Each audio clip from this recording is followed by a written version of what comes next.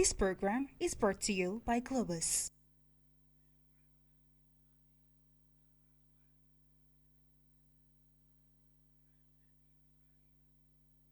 This program is brought to you by Globus.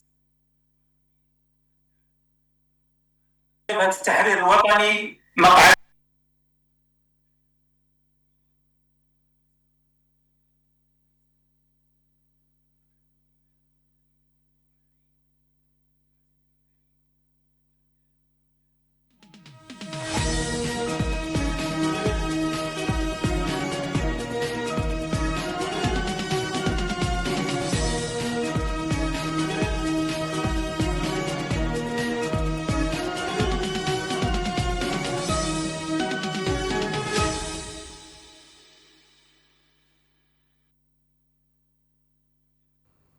Hello, beautiful people of Africa and the world at large. Welcome. It's another edition of your informative, discursive program, Global Insight, brought to you by Globus. And you are glued on the Pan-African Media Television. Today, we continue to talk things which are very relevant in contemporary society. We are looking at trust and solidarity and how this can actually work in today's tumultuous world. We examine how in a world that is constantly in transition, the 19th century, we should note, built the first roles of peaceful cooperation at the global level, and according to a report, the 20th century created the global institutions that manage war, peace, and economic crisis. And now, the 21st century tests whether trust and solidarity can survive a complex and a multipolar world. Under the theme, of course, global trust and solidarity. Can the world unite again? We ask a pressing question. Can nations still come together to face shared global challenges? What parameters are needed to hold trust and solidarity firm as the world goes through this very radical transformation? Stay with us, ladies and gentlemen, as we seek to uncover this topic for today, which is relevant in terms of international relations and corporations, and how it is shaping the concepts of diplomacy, geopolitics, and even religious and cultural alignment of nations across the world. With a panel of experts, we are going to dive deep into understanding the real stakes with this panel of experts, ladies and gentlemen. And I will introduce them to you after the jingle.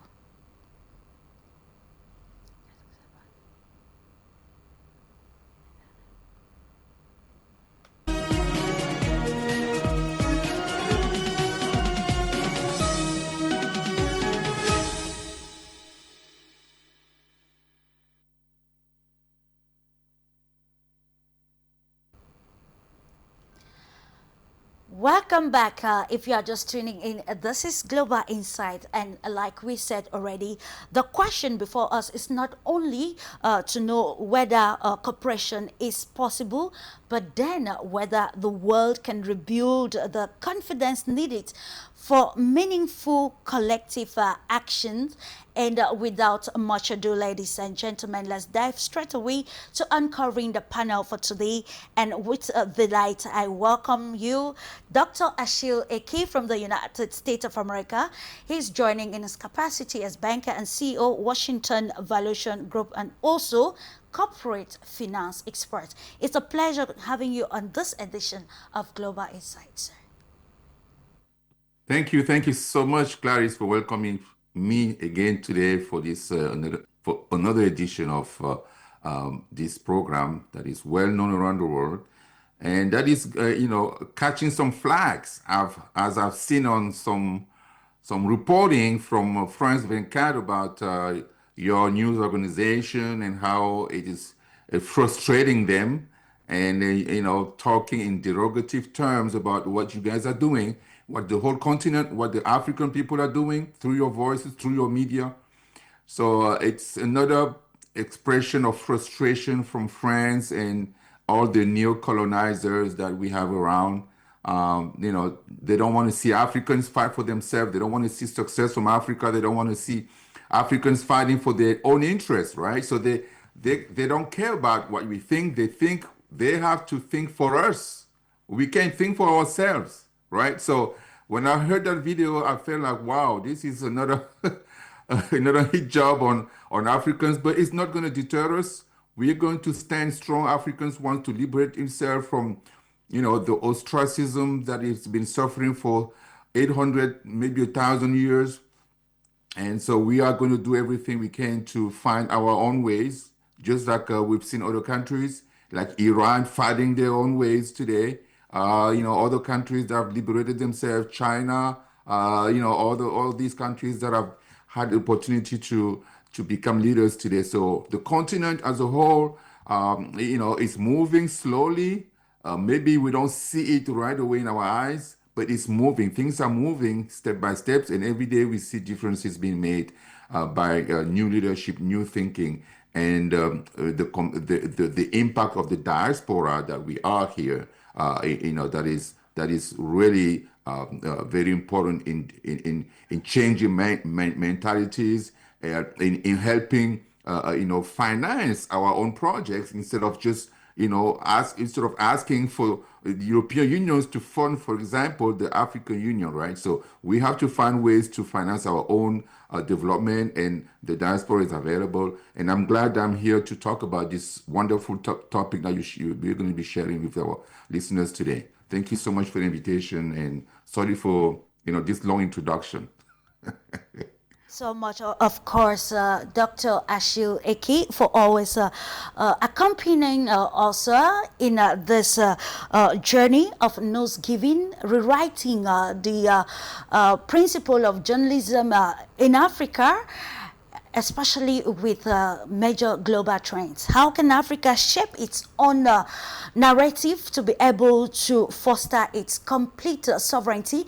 And of course, doing that with cooperation, we need trust to be able to work in solidarity with the world, giving importance again to international relations. And it comes timely as we are also looking at how nations can collaborate without gimmicks for the betterment of mankind. Let's now welcome you, Shirab Sharma, International Relations Expert, Assistant Professor of Political Sciences. You're joining us from India. And of course, thank you so much for giving importance to this informative platform, Global Insight, again. Yes, good evening from India. Thank you, Clarice, and thank you for having me again. And I look forward to contribute to this very timely discussion on, the topic of trust and how we are losing and living in a very world of profound distrust. So I think this is a very timely and very relevant topic for discussion. And I believe that we are going to have a profound discussion and set of ideas being shared in this panel. Thank you. Thank you for giving us your time. In Algeria, we are welcoming Professor Laïd Zaglami, Algiers University Faculty of Information and Communication, of course, a media expert that is joining us to contemplate or discuss on this very important topic, trust and solidarity.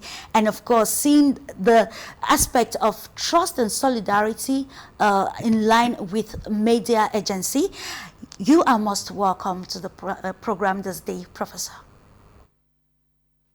Yes, thank you, Clarice. Good morning, good afternoon, good evening to all of you. Thank you for having me on your program for today's session. I'm pleased and excited to be to share with you some of the thoughts, and especially when you are talking about solidarity and cooperation.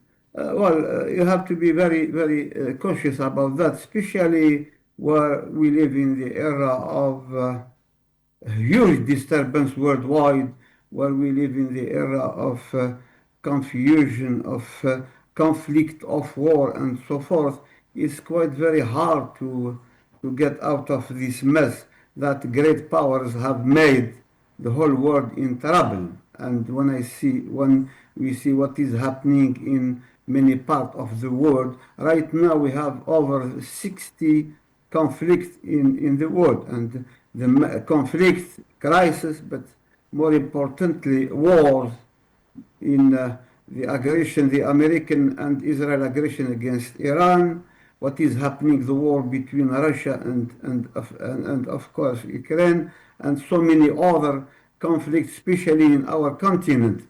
And I felt, let's make it clear, I felt very, very sorry to what happened recently in South Africa, which I considered was the birth of anti-apartheid and anti-discrimination. But when I thought when I saw so many of colleagues, friends, country people from the continent, how they are mistreated, I felt sorry for the future, not only for the humanity, for the future of the continent itself, how they were mistreated, how they were expelled, how they were, of course, despised and stigmatized. I think it's better that everyone has to secure for his own security, for his own values. And I hope there will be still people of common sense, of good faith, of wisdom that will take over all this troubled situation.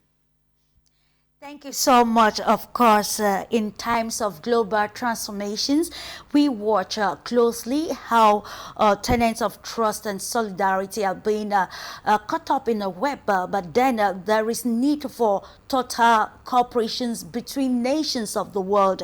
How can we then look for that fabric that we need to make nations trust each other again and align for the betterment, or probably for the common good of humanity? Let's move straight away to the first phase of this discursive program, which centers always on understanding and contextualizing the topic. And I will start off with you, Shirab. We're looking at maybe the conceptual framework, understanding what global trust and solidarity could mean in probably the aspects of international relations and even areas of geopolitics, and now see who is losing trust on whom, and of course if states, existing states and institutions, and even the media, and why not talk about the market and multilateral bodies, if actually they are living up to the principle of the United Nations that were created after the Second World War to ensure that there is still trust and solidarity among nations of the world to together handle the issues that have very related consequences. Well, there is no disagreement that the world structure is very much anarchic, and there are problems. But there also, I don't think there would be any disagreement on the fact that trust is the cornerstone of any relation, the foundation of international relations, and there has to be some sort of trust between countries for them to interact and for them to please to have trade and other relations with each other. And I think the times we are living in, it is an age of profound mistrust. We are seeing wars, we are seeing borders, violations, tariffs all over and everywhere across the world. And as rightly mentioned by Professor Laid, there's dozens of wars are ongoing at the moment, and we do only come across some of the more emotives or the more the areas where USA or the big powers are involved. But there are other areas also where wars are going on. So in that sense, the world is very much fractured, and what Mark Carney said in his famous speech at Davos, that this is not mere transition, but a rupture, and that rupture that is going to shape and to bring an end to the highly romanticized idea of liberal international order, and based on shared rules, norms, and which was widely accepted. I would like you to go back to the speech of Harry Truman, in 1945. And see what Harry Truman says in his speech. He says that USA, despite being coming up as a victor of the World War II and being the world's largest power in economic terms, in military terms, in political terms, and still he says that USA will have to resign from being, to resign the privilege of taking everything on its own whims and fancies, and it has to abide by the rules and order that would be universally applicable. Now you juxtapose that speech with the speech that President Trump makes at Davos this year, and you will find the difference. You will find the trajectory. You will find the path that not only USA but the entire world has crossed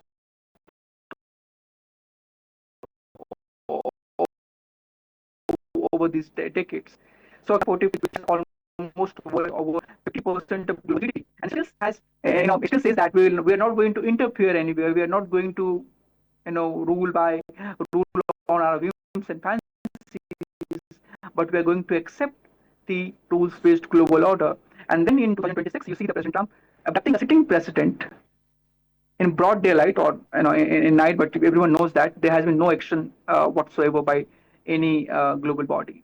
You see the president killing the supreme leader of a country while the negotiations are going on. Now, when you are negotiating, the very fundamental idea behind any negotiation is that you only negotiate with people whom you trust. There has to be, the bottom line has to be trust. There has to be some sort of trust when you are negotiating with people. And when the negotiations are going on through the Omani mediation in Zurich, the next day you bomb Iran and then you kill the supreme leader. So we are not. I'm not going to defend the Iranian leadership, but the way all of this has been happening and has been taking place, it poses a very significant question on the idea of whether what is going to happen to the global idea of trust, and is there any trust left? Can we trust anyone? Because one day you are seeing tariffs being imposed, the other day you're seeing the tariffs being increased, the other day you see tariffs reduced, the next day you do not know. One day you hear the Hormuz is open, the other day you hear that it is closed. One day you hear that the MOU has come into effect, the other day you are seeing bombardments taking place. So all this poses very significant and important questions on the idea of how countries are and how we as a member of the global world are going to interact, because in this world, at least in this globalized setup, uh, we cannot be isolated, sedentary from the developments, and therefore, unless and until we do uh, reinvent an order where the idea of rules-based global order are not only quoted but followed, when these are not selectively applied but universally applicable, then only I think that's the only way forward.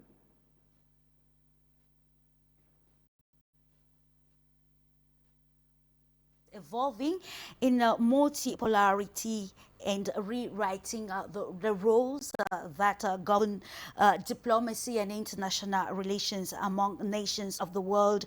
In the same perspective, I come back to you, Dr. Ashil Eki. Of course, when we are looking at negotiations like Sherpa highlighted, you cannot negotiate with a nation that you do not trust. We are also looking at how, economic sanctions have killed this trust and solidarity even among nations of the world. So when you hear of trust and solidarity, especially in line with international relations, what comes to mind, especially as an economic expert? Well, I'm going to share my thoughts here on this topic, to let everybody know where I stand on this important subject. The world today is asking whether it can unite again. Sure. But Africa has been asking a sharper question for decades. United on whose terms, right? The debate happening in New York and Geneva about rebuilding trust often assumes, a return to a global order that never fully included Africa's 1.4 billion people as equal partners in the first place. So you can't rebuild what was never there. For most of the post-colonial era, African nations were told to trust institutions designed in Bretton Woods, governed from Brussels and Washington and Paris, and whatnot, and enforced through debt conditions, right? That's the key point here. Debt conditions that left little room for for sovereign economic policy. So when the current United Secretary General calls for rebuilding trust and reigniting global solidarity, African leaders have every right to ask: solidarity built around whose interest, and trust extended to whom?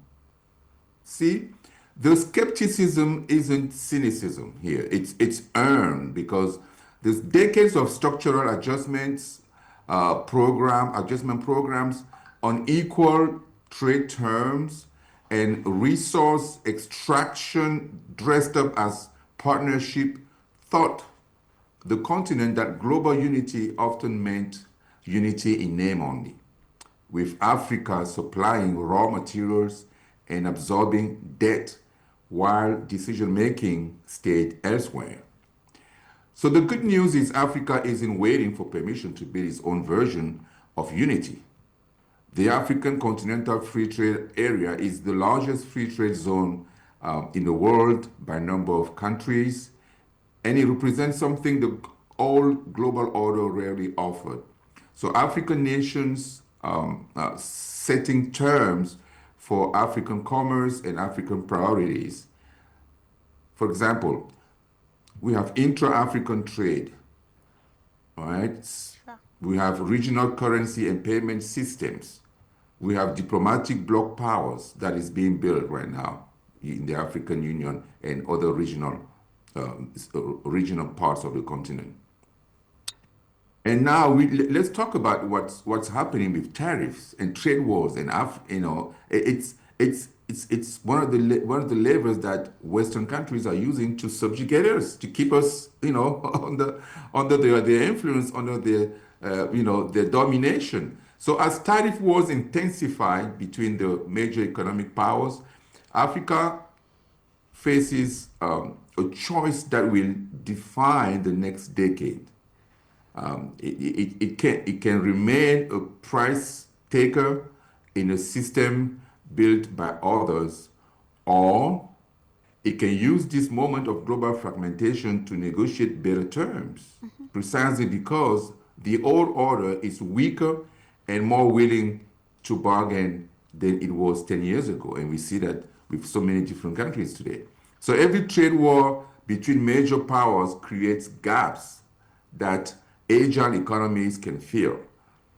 Vietnam did this during earlier US-China tensions. African nations with the right infrastructure and trade policy coordination can do the same with manufacturing, for example, critical minerals, agricultural export, if they negotiate as a bloc rather than 54 separate small markets, each cutting side deals. And we've seen it this week with this unity between Cameroon, Nigeria, Cote d'Ivoire, creating some kind of group to negotiate cocoa, right?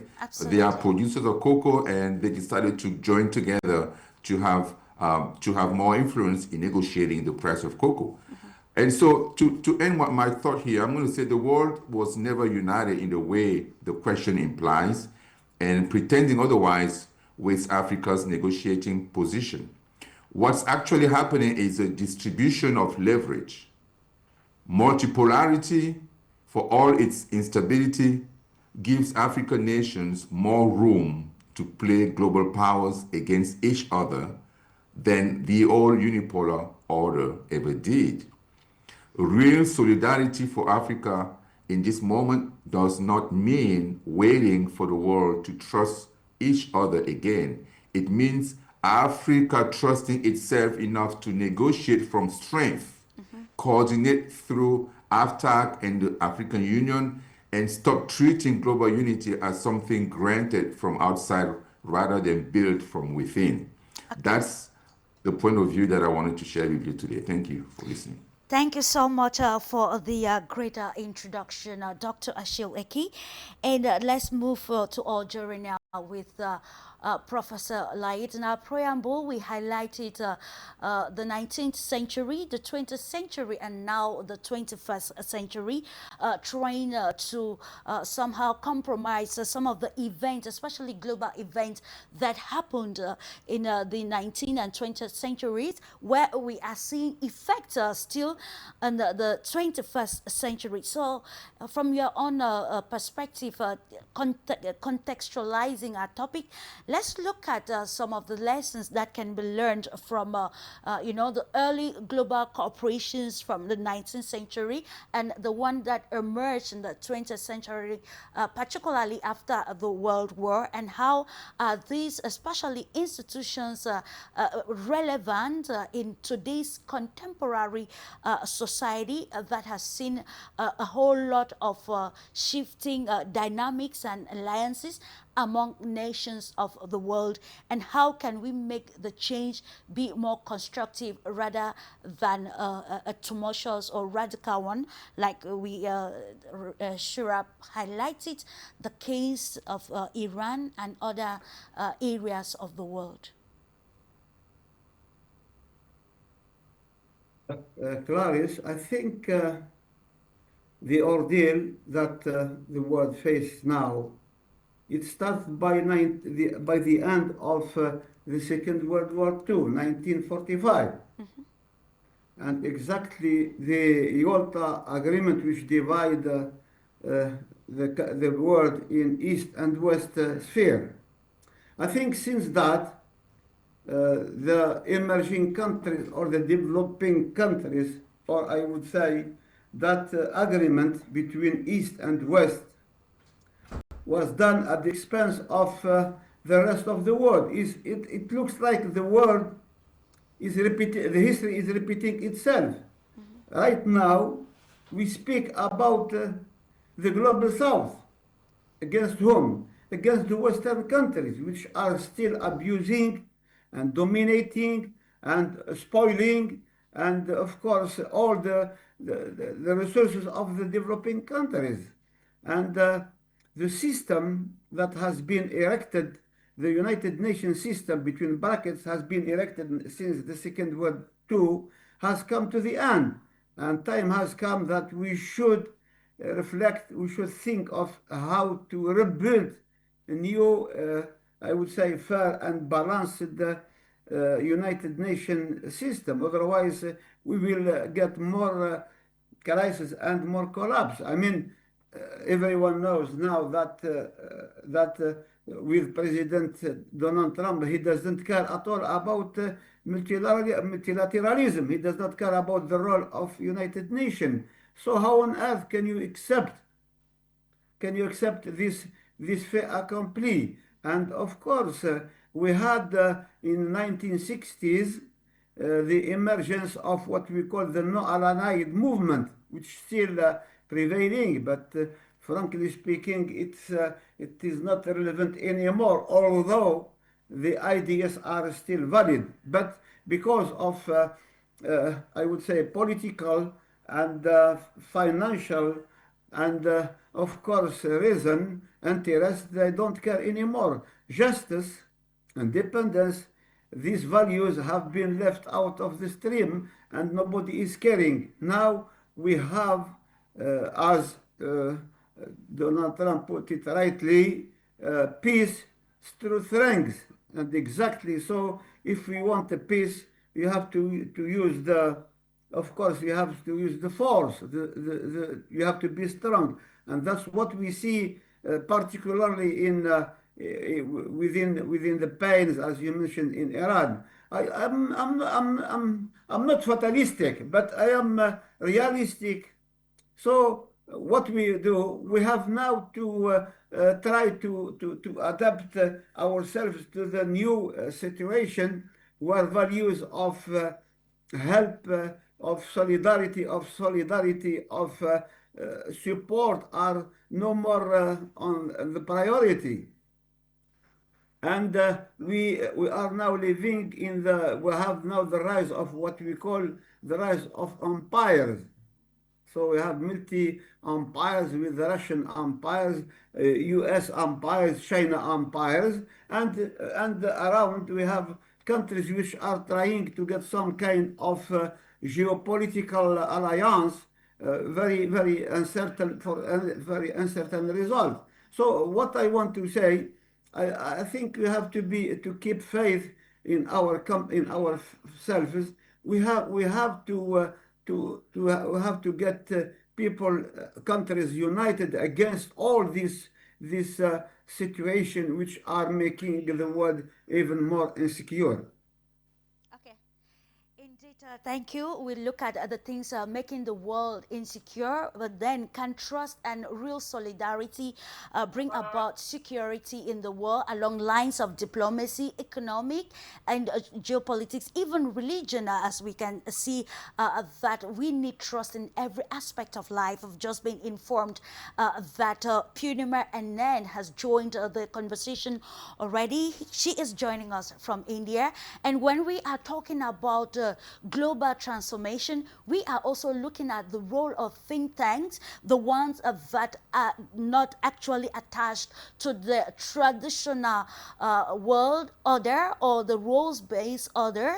And of course, with this opening question from you, dear Punima, we are going to look at the role of think tanks like the BRICS International Forum, Globus, and other, organizations that are actively involved in global transformation, along the lines of global cooperation and diplomacy. You are welcome to this panel this day, dear Punima.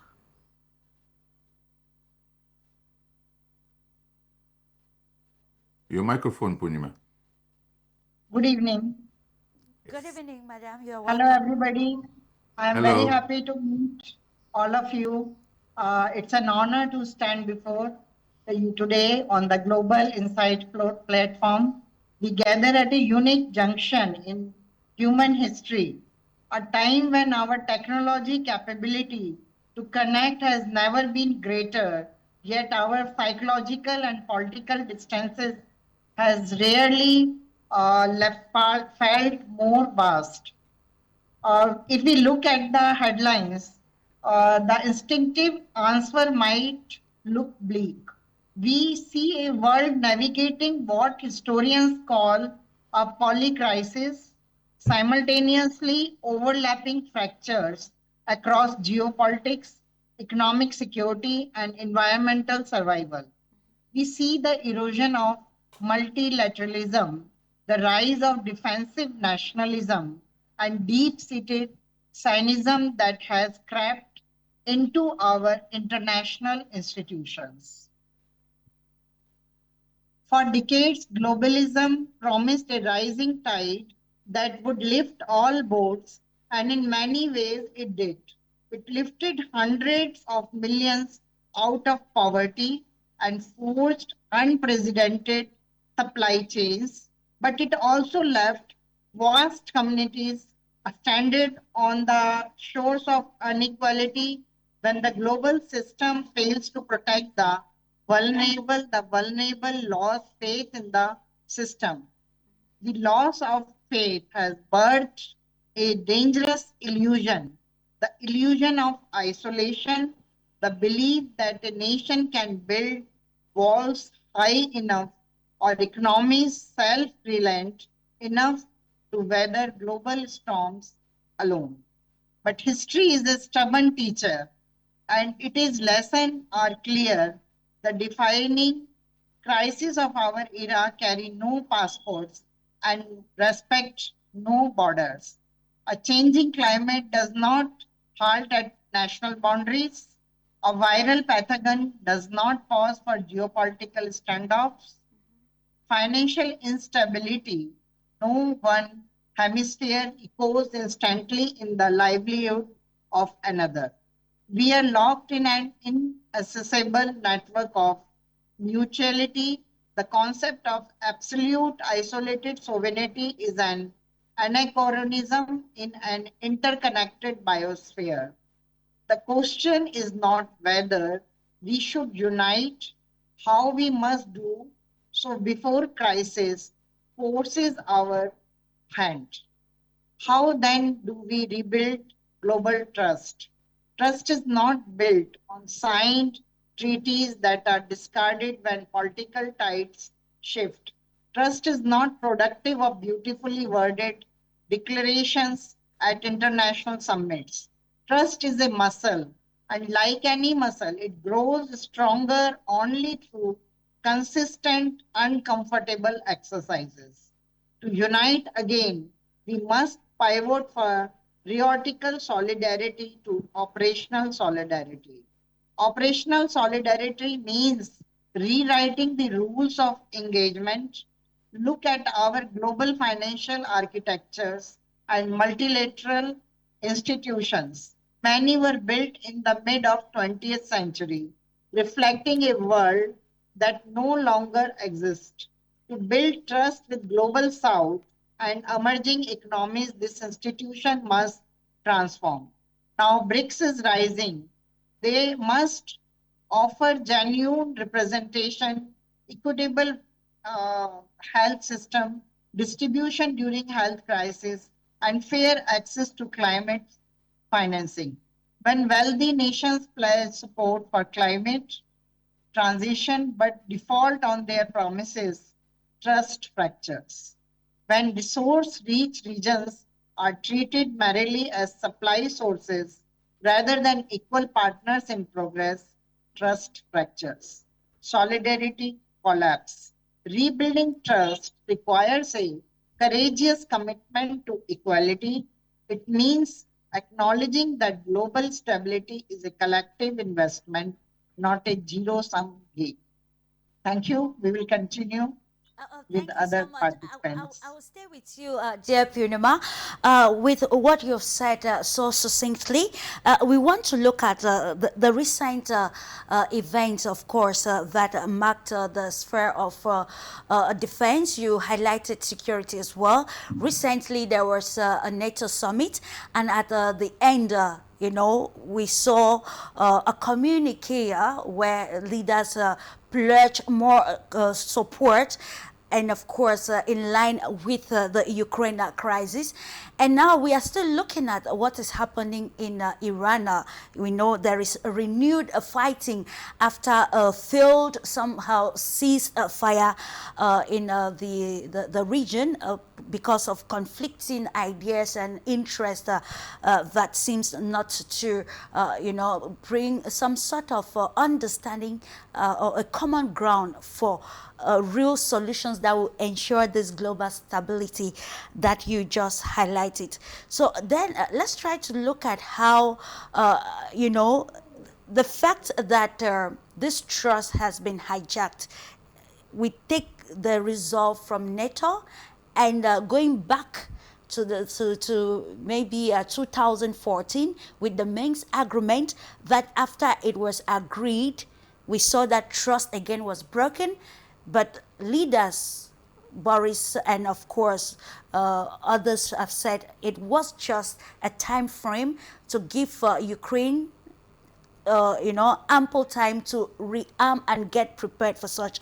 So with all of the gimmicks and the rhetorics of geopolitics and diplomacy, how then can we quantify or characterize trust and solidarity in contemporary global affairs?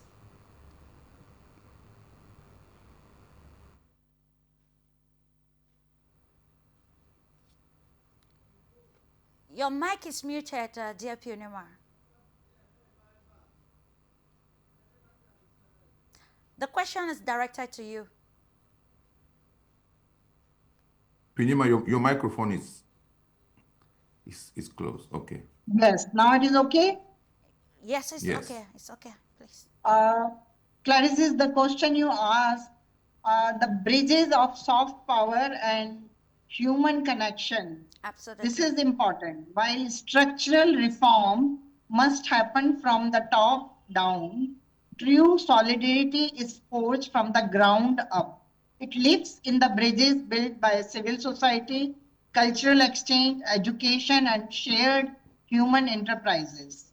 As someone who has consistently believed in the power of international collaboration, I see incredible hope in the younger generation. Our youth do not view the world through the rigid ideological prism of the past century. They communicate across borders instantly. They collaborate on open source solution for sustainability. They share a collective anxiety about the planet, but also a collective ambition to fix it.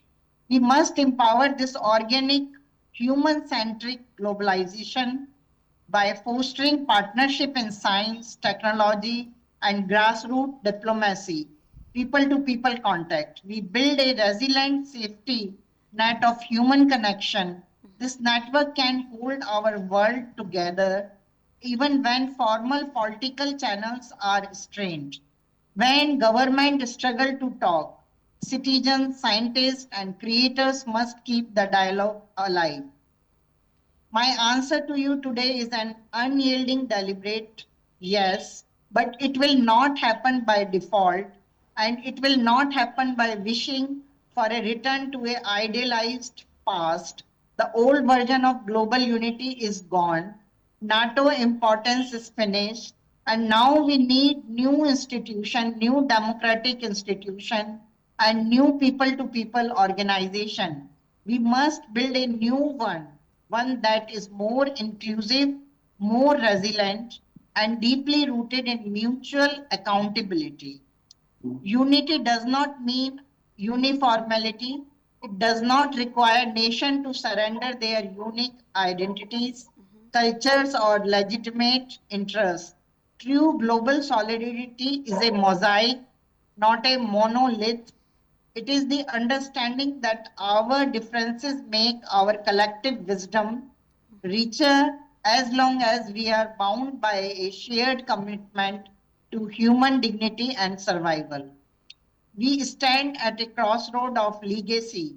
We can either be the generation that allowed cynical fragmentation to pull our world apart, or we can be the architect who looked at the fractures and choose to build stronger, more equitable villages.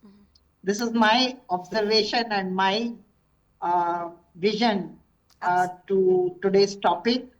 And I hope my other colleagues who are speaking today, they will they can comment much better. Thank you. Okay, thank you so much, dear Punima. Let's come back to you, Dr. Ashil Eki. Revisiting what you said earlier, you talked about Africa trusting itself to be able to, defend its sovereignty. And from what we are seeing across the African continent, we can see that it is already that milestone, though subtle. So the question is, we are looking at how to understand. I want to quote Professor Jagdish Khatri from India, who said that when we learn globally, we try to, to perform locally.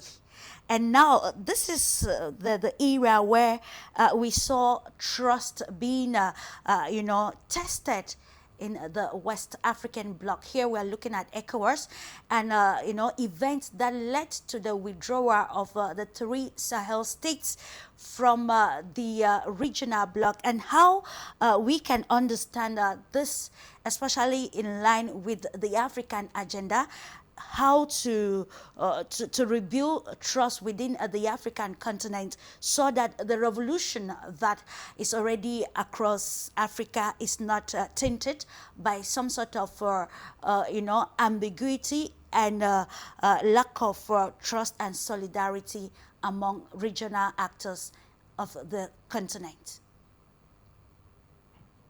Well, what you're saying about the Sahelan countries is very important. There is there is a slower move from the African Union, I'm talking about the recent visit of the Secretary General of the African Union to those Sahelin countries, Mali, Burkina Faso. So it seems like they are trying to cope with what is happening, the changes, the strong leadership that those leaders in those Sahelian countries have shown towards their independence, their freedom to make decisions on their own without any external influence, and they're seeing the progress that's being made. Although it's a little slow, it's a little difficult, at first, but it's moving slowly. And the fight that those countries are undertaking to liberate themselves from the whims of colonial powers is echoing very strongly across the continent and across the world, because they are being looked at as a model for the continent to liberate itself. And the bigger fear of those colonial countries, colonial powers, is to see that template grow. It's their biggest fear to see that example grow in a way that they are not able to control. Because remember, Europe doesn't have anything under its soil, so they're leaning their whole vision is Africa, is how to exploit African resources, as much as possible for free, and without having to spend anything, and to keep their population, at the level that they are living today, and keeping Africa, at the same position, after 60 or 70 years after over 60 years of independence, independence, quote unquote.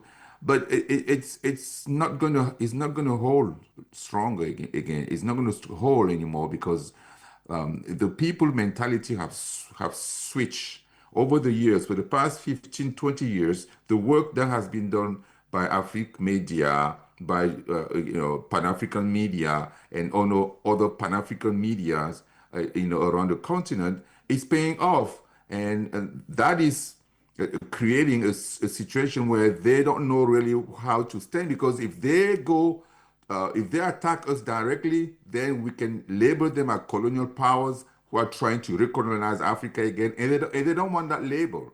They don't want that label. They don't want the people to be. They don't want them to be perceived as new colonizers, because that connotation has been deemed very dangerous, very devastating for human rights, very devastating for the populations in Africa and the economies in Africa. So they don't want to be associated with that. And so staying away is also not a good option, because they're going to lose their their domination on those countries, and let them go free and then do whatever they want, to the point where they will not be able to control them anymore, which is their main aim. Their main aim is to control the leadership in Africa, control the resources, and then and if they can't do that, it's a problem for them. So it's a difficult game that they have to play. So that's why we see president like Macron going one direction in the morning, the other direction in the evening. I read somewhere that he said that they have to they have to stay in Africa even by force. I don't know if that quote is correct, but I have to research that. And it's the same president who was saying last year that France should retreat from Africa, remove all these colonial, all the military bases from Africa, to let Africans, do what they need to do, protect themselves, do whatever they want. They don't care anymore, because they're telling us the discourse is that they're coming to Africa to protect us from terrorism that we know they are supporting, they're financing. We already have those facts, settled. So it's a double game. But African leaders are moving slowly through the pushing of their populations. The continent today has become so closed. It's so close because of the interactions with telecommunications, with internet and things. So information in South Africa has, one event in South Africa affects somebody in Morocco, in Egypt, in Swaziland, in Cameroon, in Nigeria. So we have the same information instantly. So therefore, we have to be careful what we do, what we say. And on the positive note, we're looking at companies like Dangote, Dangote's company that is, creating, opportunities for African countries to have their own, to use their own resources, especially oil and gas, to be able to sell those resources directly on the market at market prices and make the money that they deserve to make, because those are their resources. We're seeing many companies developing the continent to create more opportunities, more wealth for African countries, and get those countries out of poverty. And so, despite the IMF and international and the World Bank that are trying to slow that progress, that is just slow. They're trying to slow the progress, but it's not going to stop that movement. And with the youth that Africa has, with the new generation of Pan-Africanism, that is, those youth are growing into, that is a recipe for a success in the long term, not even long term, short term, not even short term, but in the middle term. Let's say in the next 5 to 10 years, the continent is going to be completely different from what it is today. So I'm hopeful, I'm positive that the things are going to change by force, or because we have the determination today to fight for our own interests, just like the Western countries are doing. Indeed, and that aligns with what the president of Brazil said recently, that there is need to look within and see how security can be given importance, not because they want to attack, but to be prepared at any time. And it is a call for concern for the African continent and major stakeholders to be ready as the world is in transition. Policies across the continent should also be in transition that meets the aspirations of the African continent.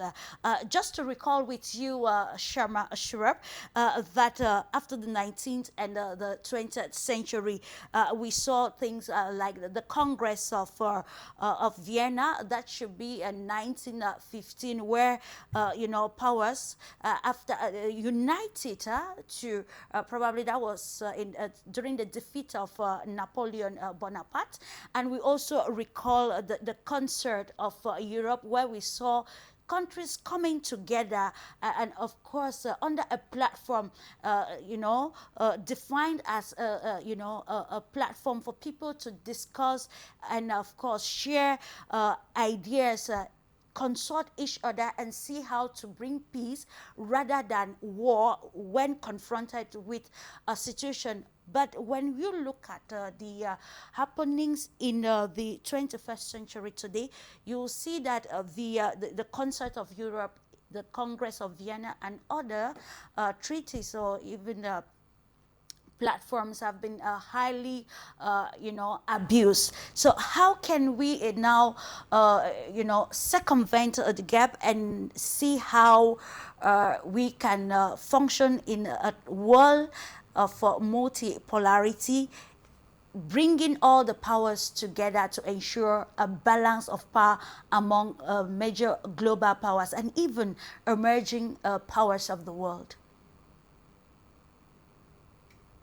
No, you are absolutely right when you give the example of 20th century and all the progresses that we made in the last century. We seem to have gone back and reneged on those uh, achievements. Actually, if you look at the human history, there has not been any other century than the 20th century and the century afterwards that we see so many developments on so many frontiers. And earlier, if you see any part of the world, the lion's share of spending would be on defense, because there will be war of all against all, and every time the state's priority would be to defend itself, to protect its sovereignty. It was only in the 21st century when we brought in, or 20th century when we, after the post-war order, that we established this liberal institutional order framework. We decided that no, even though there is no such world authority or world government, we are going to create institutions that will be open for all, that will be responsible for all, that will take responsibilities, that will be accountable. And those institutions, they did not fail completely. They delivered on some of the counts. And if you see the data today emerging from World Bank and other agencies, you see that the global spending on security has come into single digits. Now it's around 7 to 8%. So you do see spending on education, healthcare going up in different parts of the world. It is the same century where you see child mortality coming down significantly, the mortality rate, the life expectancy going up, literacy rate going up. So there have been significant progresses being made in the previous century, and therefore the question becomes more important: that what has gone wrong? The kind of the streak of achievements that we were making and following. What makes the world to go back to the primitive era? What makes the world to fight a war and everywhere? So this is not something that is gone, that is not being noticed by the global leaders in the past, who are at the center of it. I remember in 2021, at the peak of COVID, Secretary Guterres, he said that the times we are living in, the predicament that we find ourselves in, is it going to be, is asking us, so is it going to break down or break through? And it is for us to decide whether it is going to break down all the progresses that we have made over the past century. Are we going to break down? Are we going to renege? Are we going to go back on them? Or are we going to take it further? The progresses that we have made in technology. No one could have thought that someone in Cameroon, someone in America, and someone in India can connect to each other. So all this developments that we have been making, and we have been developing, we have been doing, achieving, it needs to be taken to a next level, without compromising on human identity, the agency of the global south, the agency of the countries in Africa, taking in account the needs and requirements and the individual agency of all these countries. Because uh, sometimes Europe gets under the mindset, and it finds it very difficult to come over the colonial mindset of having the white man's burden, that they only have the responsibility to take care of the world, or they are the blessed one, they are the one who have been sent here to rule over all of the people. They need to be aware of the fact that they are only 12% of the world. So the West is only 12%. 88% of the world is non-West. And it is for them that most of this crisis matters more. Now, if there is war going on, if there is problems happening anywhere in the world, it is not the West that suffers more. It is the people in the global South that suffers. West still has deeper pockets to take care of its economy, but the problem is in those parts of the world where people are literally facing crisis. People are not getting gas, people are not getting oil, and their energy security has been seriously compromised. So the world that we want, and the world that the global south wants, in this era of diminishing trust, is where the global south voices gets heard, is where the principles that were led by the West only, and that is being repudiated by the West only, needs to be followed. And they have to make it a more even playing field for everyone to contribute, everyone uh, to be part of as an individual actor with agency. And and that is where I think the answer to your question lies. Because you know gradually we have to move ahead, we have to do progress. We do not have to go back to the primitive era, the era of Napoleonic wars, or before the before previous failed in order. So the only way forward would be to look back, do an introspection of what has gone wrong, where have we been uh, going wrong, what are the problems that we have been committing, and listen to the voices that is emanating from global south. Instead of labeling them as propaganda, instead of labeling them as Russian propaganda or Indian propaganda or Chinese propaganda, we need to listen to the voices that are emanating from different parts of the world, work on them, look where we have gone wrong. And that's the only way forward. That's the only way we can make a more equitable and more accessible world where all the countries have agency and they have something to contribute. Much, dear Shirapa. Let's come back to you quickly, Professor Layit Zaglami.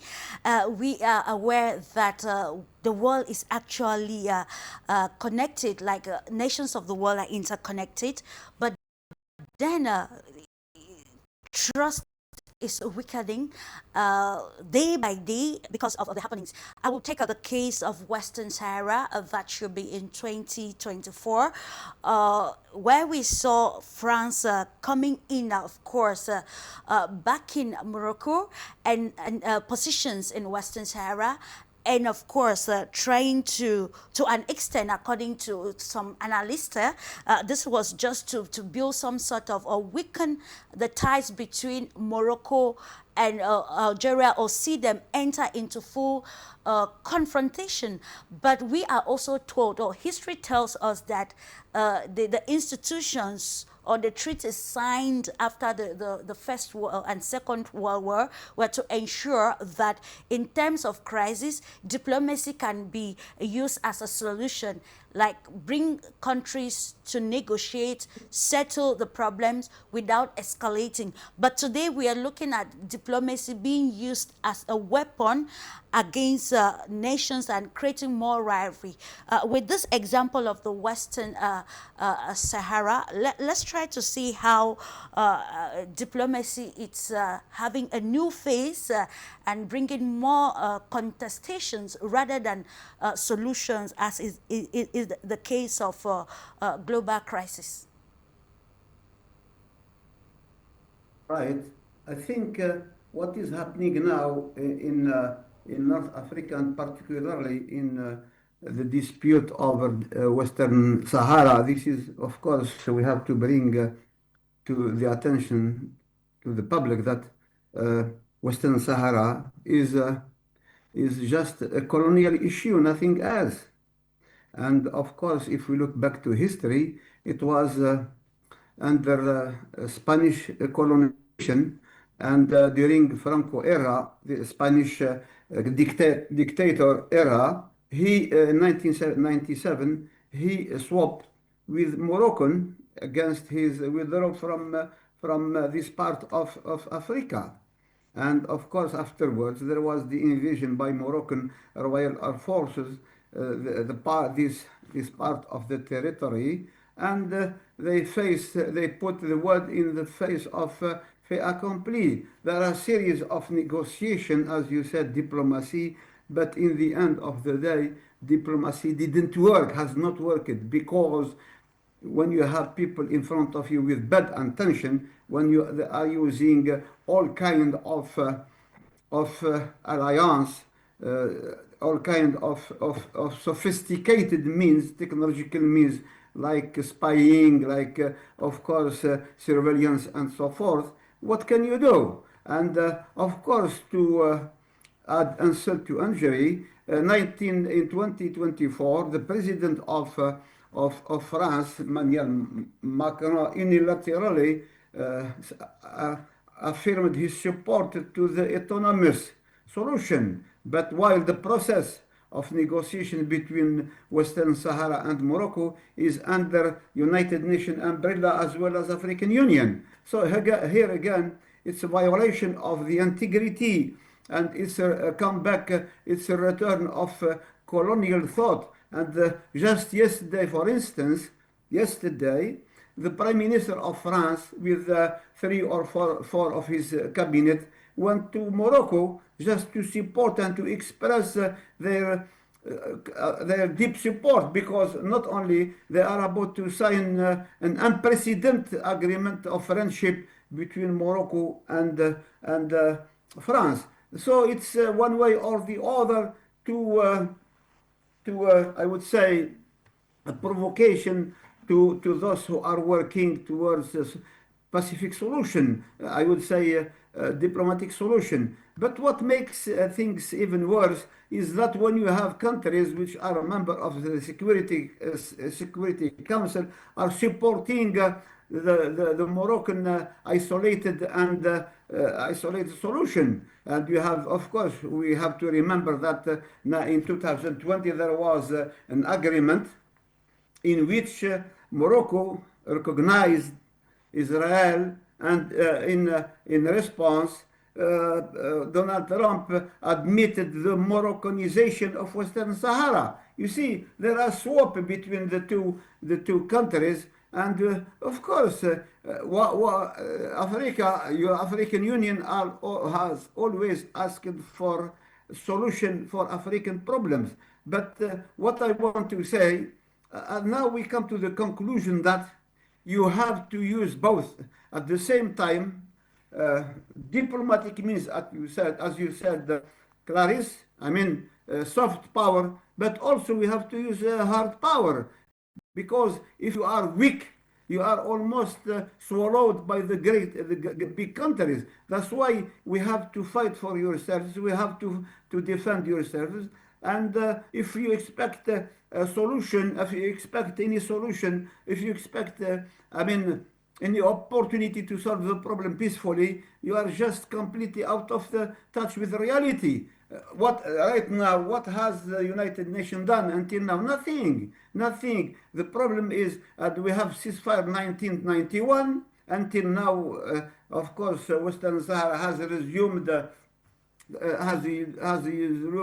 its fight against Moroccan, but the solution is quite far away from being reached, because we have the support of, as I said, so many Western countries. Why? Because Morocco is offering a lot of opportunities for these countries, for Western countries mainly, of course, France, USA, Great Britain, to invest and to come to invest to Western Sahara, which is a territory rich of mineral, of phosphate, and so many raw materials. So, in the end of the day, when we speak about solidarity and trust, I think this is not the reflection of the reality on the ground. Right now, those who have power, they are abusing, and misusing it. And what we can do only for even for Africa, they should unite themselves and speak of one voice. But unfortunately, Morocco is African country, is member of the African Union, as well as is part of the continent. But what they do, they are, while French military soldiers have been ousted from, let's see, from Chad, from Mali, from Niger, from Burkina Faso. Morocco is offering them on the backyard. They are offering them an opportunity to come back to Africa through their doors. This is the rules. This is the games, and I don't think Africa can do a lot, because even Africans themselves, I see that in some part of Africa, some part of Africa, some countries are calling for French support, asking French army to train their own soldier, like in Cote d'Ivoire, in another part of Africa. So there is a big issue, moral issue, political issue, and so forth. Okay, thank you so much. Just to let you know, ladies and gentlemen, if you are just tuning in, you must welcome to the Pan-African media on the platform Global Insight, brought to you by Globus. Here we bring topics of global interest on the table for discussions. It is a knowledge sharing program, and which aligns with the agenda of the African continent and the agenda of a new world of transformation, the one that prioritizes people to people diplomacy, the one that prioritizes conversations that will limit instability across the world. Unfortunately, the work is always interpreted differently by different people for different reasons, but we continue to ride on with what is very utmost. Educating the world through news giving, and we come to this aspect, continuing with the conversation with you, Shirab. Let's look at on the aspect still of diplomacy with sanctions and proxy wars and even public policy that has become somehow negative for on particular countries. Can diplomacy still work? Let's take the example recently. The economic sanctions on Russian oil seems to be indirectly affecting India, China, and others. Recently, the Senate in the United States actually said and actually giving Donald Trump the right to impose a 100% tariff on countries like India and China buying Russian oil. We know recently that the two countries, India and China and the US, were trying to resolve some economic wars. But then let's look at the place of diplomacy in managing contemporary crisis with this extended agenda setting that has to do with proxy wars and sanctions. Well, absolutely. I do not discount the role of diplomacy to make things work and bring us to a place where we were. But let me just give you what the hypocrisy and duality on where these sanctions are placed on. Just last week we had NATO summit in Ankara in Turkey, and you saw that USA has been sanctioning Turkey, or that it will not sell F-35 to Turkey because Turkey has bought S-400 from Russia. But just after the deal, just after the summit, President Trump announced that USA is looking forward to sell F-35 to Turkey, even though it still comes under CATSA, which was brought in during Trump's first administration. CATSA, which is countering American adversaries through Sanctions Act. Now coming to the Indian version of sanctions, there has been renewed talks of sanctioning countries which are buying Russian oil. Now, if you look back in 2022, when the war started, and the world was just coming out of COVID crisis, the world was already in a state of flux. It was the Americans, President Biden himself called upon the Indian leadership and asked them, requested them, to put it more specifically, requested them to purchase Russian oil that is in the market so that the price can be softened. The prices that were going up, and India being one of the biggest buyers of Russian of energy requirements, even though India was not buying oil from Russia, the traditional sources of India were Iraq, Iran, and India had to suspend its oil and buying oil from Iran because of these sanctions. So once you block all the energy sources that are available to a country, developing at a pace like India, which has unsatiable energy requirements, how do you believe and how do you think that India is going to meet up its energy requirements, or any other country is going to meet up its requirements? USA had placed sanctions on Venezuela until they abducted the president. USA had placed sanctions on Iran, and now when it suits you, when the crisis seems to be over and you are getting oil from Venezuela, you are getting oil from different parts of the world, USA is itself a big producer of oil, unlike India. Now they are saying that no, you cannot buy oil from Russia. As if who is ruling the world? As if USA is or they are the global rulers. At the same time, West was completely dependent upon Russian fuel, and they also gradually they have been reducing their dependence upon Russian fuels, Russian oil. So the problem is not of sanctions. Obviously, sanctions play one important part of it. It goes against the very fundamental idea of on which Washington consensus is based. The very idea on which the Ricardian principles of trade, where when countries trade with each other and countries when they do not have expertise of one technology, when they do trade, both of the countries and the entire world benefits from it.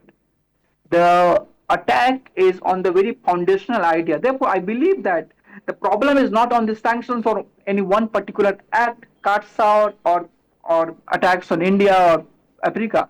The problem is on the question is on the very foundation that USA and the West that they have been championing for so long. Now they are reneging back on the same promises that they have upheld for so long. The promises that they have been asking others to keep. Now they have been going back on them, and that is something which is very problematic. And therefore, you will see that, as I mentioned, that you know the West makes up for only 12% of the global population.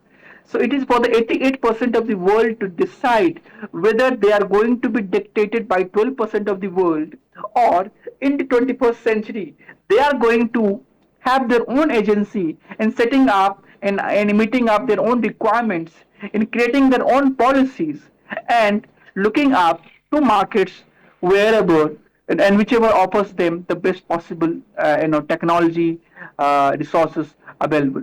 So in that sense, the fundamental question is on the premise on which this entire on the architecture was based, and the West has been trying to attack and renege back on those same fundamental premise that they have uphold for so long, and this is the most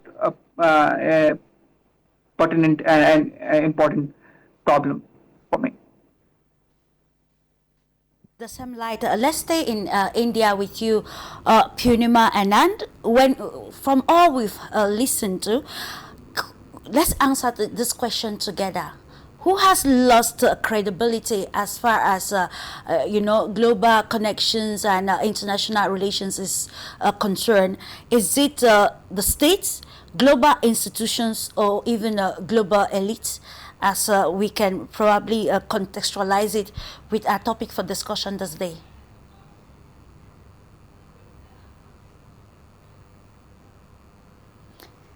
Purnima Anand? Yes, Clarence, I question because we are in 21st century of digitalization. Now, United Nations bodies which were working for all countries like IMF, World Bank, and other WHO, WTO. These all institutions were developed after Second World War. And now during digitalization, as I said earlier, that time is past. Now we are in different time, and we have to consider what new generation is thinking, and what is the need of new generation, and what harm we give to the environment, and what development we are doing. We are everywhere interested to cut the trees and to build the high-rise buildings. So this is our development. But is it true? We need food. And if we will compare two industries, agriculture industry as well as development industry, which is developing machines, which is developing high-rise infrastructure, which is developing nuclear weapons, which is developing nuclear atomic power stations. So these two developments with nature and artificial development, we need to compare. In all artificial machine development and infrastructure development, the project cost decline after 10 years. But in agriculture, if you will think, every seed gives so much of the cultivation, fruit, vegetable, and the things. And we are not considering agriculture as an industry for human growth. We are considering artificial industries for the human growth. This is a major difference. This is a border where we need to think the unity, where unity will come, where trust will come. Trust is not a something product. It is a feeling. It is trust developed when our culture, our society, our civilization, our generations are satisfied. And what we are needed, we should gain. But during last 80 years, by United Nations and international organization, artificial trust was developed that we all are human beings, we all are equal, we all will get equal food and good caustic clothes and health and everything. But we saw during COVID, as Saurabh mentioned many times about COVID, even we did not got equally all the vaccines for all countries. Africa suffered, Asia suffered, and whatever high level health development Europe had, they were also not able to succeed. That means this all artificial development, which is developed by the machinery and high end infrastructure, is not real. We need to understand it. And we should turn towards environment, towards natural development, and towards our feeling of love and care for each other. That will build the trust and that will give us the sustainable future for the next generations. Now we stand at a crossroad of legacy. We need to choose our world because the previous policies and strategies of the United Nations and international institutions is not giving us full trust. And we are searching new avenues, new groups like G7 and BRICS, SCOPE, and South Global South organizations. So we are searching our future in these groups.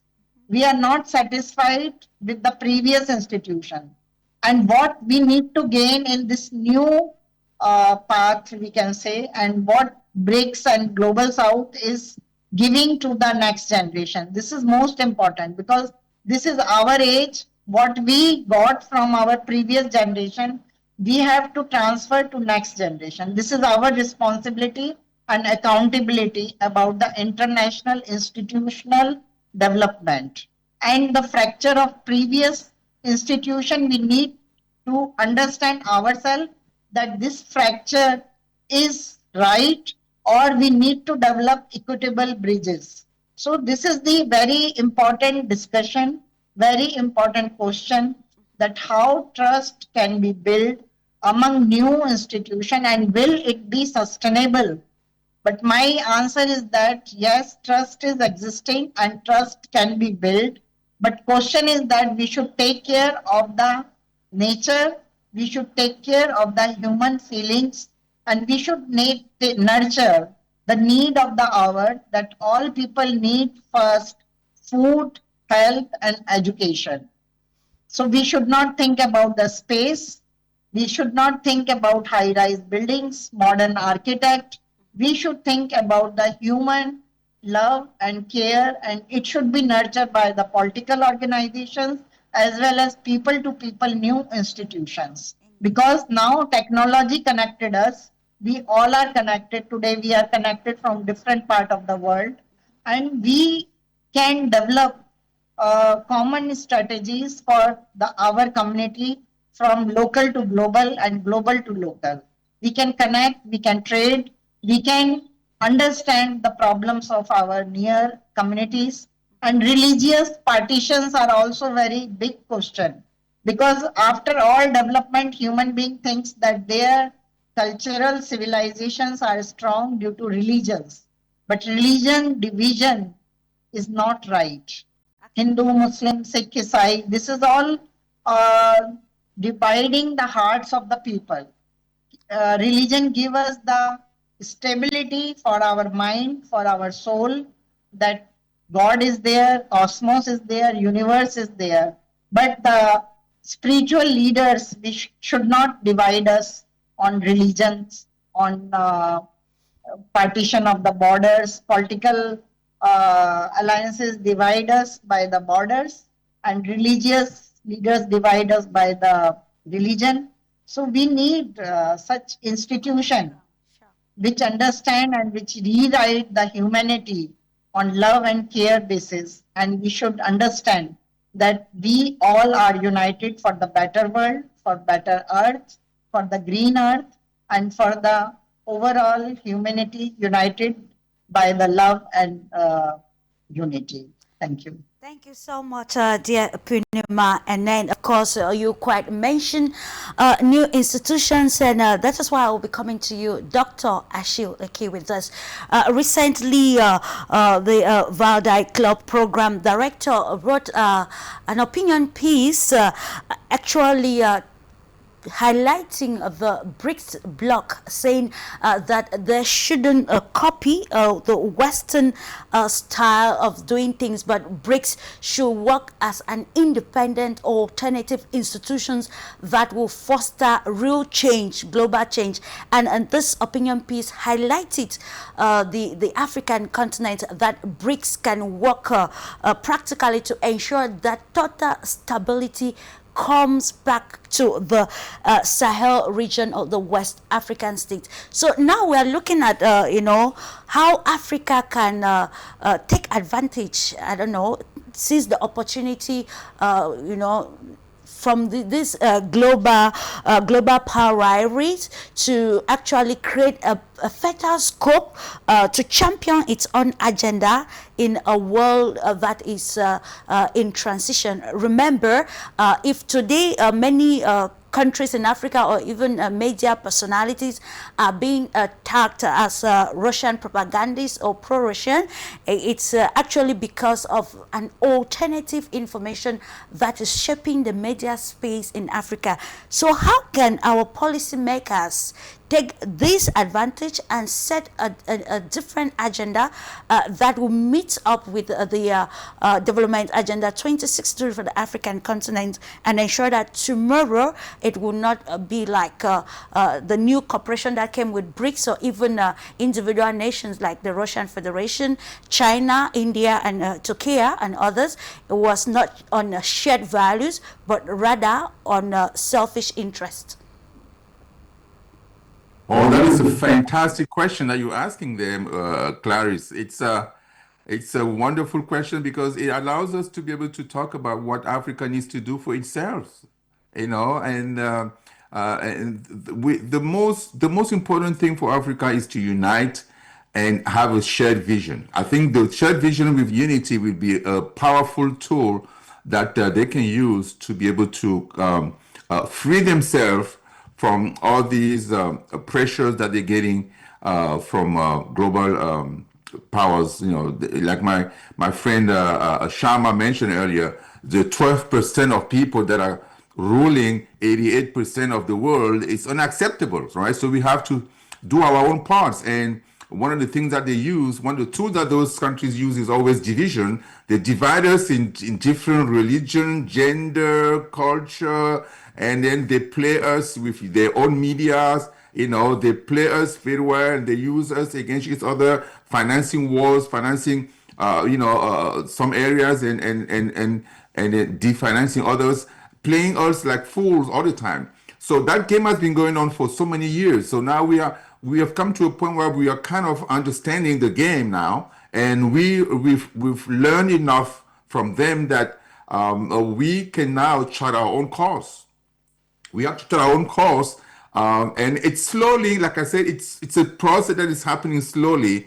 What is happening in the continent today, we see a lot of things. We recently saw a lot of things in South Africa, people being sent home. And I know Professor Zaglani mentioned that earlier in his introduction. In all these things are the effect of of domination that we've all suffered. We want to free ourselves, but we don't really know how to go about doing it. We're trying different solutions. I look at what happened in South Africa as a way for them to try to find themselves, because they've been in apartheid for that long. They got freed. They got the independence. Independence. Nelson Mandela came out of jail about 30 years ago, something like that. And then they're trying to run the country that they took from the white apartheid people, and they're trying to find solutions, to their own problem, especially the land issue that is really happening in South Africa, right? So you got, how many, all these millions of black South Africans only have 5% of the land, and the rest is under the hands of the white small minority, and they don't want to share that. They don't want that restructuring, reorganization of the land to happen. And America with Trump is he's at the forefront supporting the white nationalists there, and then giving them visas to come to America, green card, and citizenship eventually. So we see all that stuff, and so the blacks are struggling to figure out how to navigate with high unemployment, lack of good education, and so they're trying to find solutions, and they are coming to the most natural, easy way out, which is to blame, foreigners, that are small minority in their countries, very small minority. They're blaming them, shipping them out. Now that they've gone, it's starting to turn between the Zulus and some of the tribes, between black people. We're seeing infighting happening, and that is not a good thing. But for me, it's a soul search that's going on. We had that in between Nigeria and Ghana at some point. We had that in other countries also, those kind of situations. But at the end, we came to understand that that's not going to solve our problems. What we need to do is work together, find common solutions, look at what your neighbor is doing, see if what he's doing is good, and you can copy that, and then why not get together, as a small trust, as a small group, like the Cocoa Trust that was created recently between Cameroon, Nigeria, Ghana, and Ivory Coast. You start working together as groups like that, so you can have enough leverage when you negotiate with all these Wall Street people, or that are selling your cocoa and giving you peanuts, out of the billions and billions of dollars that they're making. So that's the model we have to go with. And the same thing with the silent countries, right? We see Niger, Mali, and Burkina Faso getting together to try to find solutions to their own specific issues. Those are the models that we need to find. You need to, because that's the way we're going to find the strength to negotiate in force and be able to free ourselves, at least make all our own decisions to our own interests that serves our own interests instead of serving the interests of the West. So those are the solutions that I think are going to be working for the short and the long term. But overall, the idea is to have that vision. We have the African Union 2063 vision. That is being delineated right now. Different parts of the continents are applying, are using that vision to try to get to specific, to find specific solutions to the issues, and that is a good way to go. But we need to reinforce that with more of our own institutions, our own leadership, trying to count on us. And this is where I learned a lot with somebody like President Traore from Burkina Faso, who is very knowledgeable about the strengths that we have, the self-sufficiency, the strength that we have in our continent. He knows that our resources are there. We are rich. We are rich. God endowed us with so many riches that we can't even fathom what we have. But because we've all been told that this is nothing, don't look at it, it's not interesting, it's not, you shouldn't look at that, it's not good for you, you got to focus on, feeding your population and all that stuff. For the past 60, for the past 100, for the past 800 years, we haven't used those resources to our advantage. But now we're waking up, we're waking up. Africa is waking up. And I would always put the wake up of Africa from the moment where the Western countries decided to steal Russians, Russians, currency, Russian money that was sitting in their bank. At that moment, the world said, "Whoa! If Western countries can steal Russians, Russian reserves, then we can't trust anybody anymore, with our money." And the whole world changed from that moment. That is the moment, the timing point where things have started going south for the Western countries. At that moment, all the world decided, wait a minute, we have to start, changing the way we invest, we save our money in Western institutions. And BRICS became a very good environment for those countries to get together and create their own specific, system, whether it's a SPAS system, whether it's, all the different banks that BRICS have created already. And so that is the basis from where every country led by China and Russia is trying to go now eastward to free themselves from the power that the Western countries have abused the world, and therefore they are going to find solutions, in the South, with all the global South countries trying to find solutions, and in working together as a global South, Africa can find its own voice, its own support, its own ways of doing trade, is doing commerce and financing their growth, financing the economy, financing the development through South relationship, South institutions, and that will be a leverage that African can use to create his own development, to find his own way. So those are tools that are available, and I'm glad that the continent has woken up and everybody is using that the opportunity today to try to chart its own way. It's going to happen at different pace in different parts of the continent, but it's happening nonetheless. And we hope that in the next 10 to 20 years, the continent is going to be a different place to be. It's going to be a different place, sir, if all stakeholders, particularly African media, set the right agenda for the African continent. Every revolution comes with communication or narratives, or maybe it starts from there before leading us to the broader agenda. And let's come to you, Professor Laïd Zaklami. We've highlighted, of course, it's no news that the world is seemingly fragmented because of shifting alliances, realliances, and of course, new definitions of key terms like diplomacy, geopolitics, and other aspects. But then, when we're talking about trust and solidarity, it cannot exist without nations collaborating.